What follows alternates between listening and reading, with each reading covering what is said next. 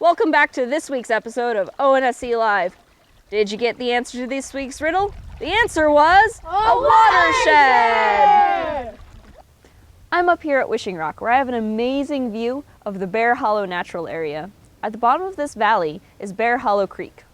The creek actually made this valley by carving through the land, just like the water in this model is carving through the sand. So if it rains up here at Wishing Rock, where's all that water gonna flow? Is it gonna flow uphill or downhill? It'd probably flow downhill, right? Exactly. It's gonna flow downhill to Bear Hollow Creek. Should we go check out the creek? Yeah, let's go find it. Because all the water that flows around ONSC ends up here in Bear Hollow Creek, we say that we're in the Bear Hollow Creek watershed.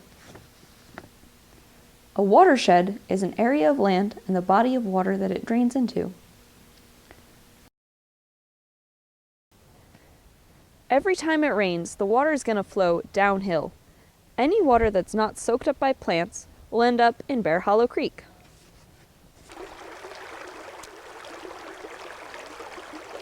This is Bear Hollow Creek. All of the water at ONSC flows here.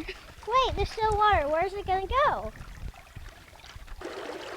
All of this water is still flowing downhill.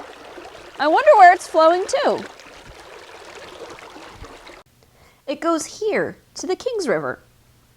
So, because Bear Hollow Watershed drains into the Kings River, ONSC is also part of the Kings River watershed. So the water just doesn't end in the Kings River. No, it keeps going. The water then drains to the White River. So ONSC is also part of the White River watershed. But that's not even the end. It still has to drain into one really, really big river. The Mississippi River. So all of the water from the Ozark Natural Science Center is going to come here. All of the water from Arkansas is also going to come here. All of the water from the eastern half of the country is going to end up in this river, the Mississippi River. So the biggest watershed that we're in is the Mississippi River watershed.